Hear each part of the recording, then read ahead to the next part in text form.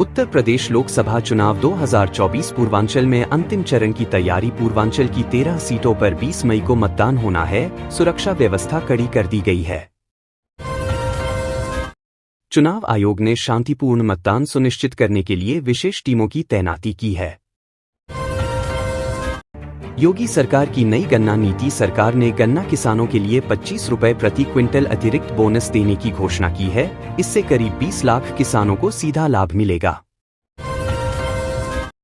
वाराणसी में पीएम मोदी का mega road show. PM Modi ने वाराणसी में 1 किलोमीटर लंबा रोड शो किया। भारी भीड़ उमड़ी। उन्होंने कहा, ये चुनाव विकास और विश्वास का है।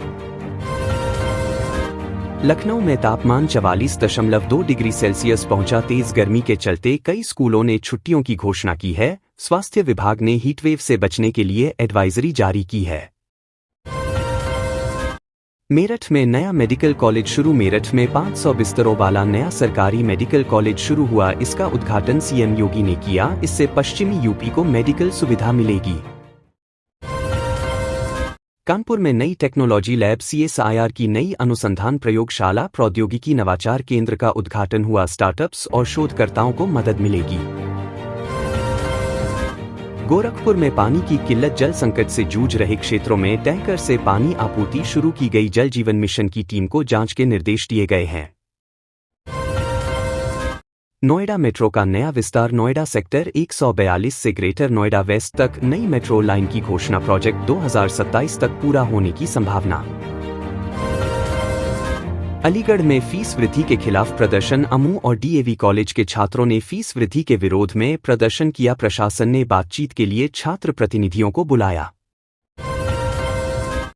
अयोध्या राम मंदिर निर्माण अंतिम चरण में। श्री राम जन्मभूमि मंदिर का शिखर तैयार हो गया है। गर्भगृह का कार्य नवंबर तक पूरा होने की संभावना। उद्घाटन कार्यक्रम की तैयारी जारी। लोकसभा चुनाव 2024 का अंतिम चरण 20 मई को। 7वें चरण में 57 सीटों पर मतदान होगा। यूपी, पंजाब, बिहार और पश्चिम बंगाल शामिल हैं। चुनाव आयोग ने अलर्ट जारी किया है। रेलवे ने 200 समर स्पेशल ट्रेनें चलाई। भीड़ को देखते हुए रेलवे ने 200 अतिरिक्त ट्रेनें चलाने की घोषणा की है। इनमें कई यूपी रूट्स भी शामिल हैं। सीबीएसई और यूपी बोर्ड के परिणाम जल्द। सीबीएसई और यूपी बोर्ड 10वीं व 12वीं के नतीजे 18 से 20 मई के बीच जारी हो सकते हैं। छात्र वेबसाइट पर चेक कर सकेंगे। भारत का G20 प्रस्ताव। भारत ने 2026 में एक और G20 समिट की मेजबानी का प्रस्ताव रखा। साउथ एशिया में डिजिटल टेक्नोलॉजी पर चर्चा होगी। इसरो का चंद्रयान 4 जून में होगा लॉन्च। चंद्रयान 4 को जून 2025 में लॉन्च किया जाएगा। इस बार सैंपल रिटर्न मिशन भी शामिल है। पाकिस्तान में राजनीतिक उथल-पुथल। इमरान खान की गिरफ्तारी के बाद पूरे देश में विरोध प्रदर्शन हो रहे हैं। सेना और सरकार के बीच तनाव बढ़ा।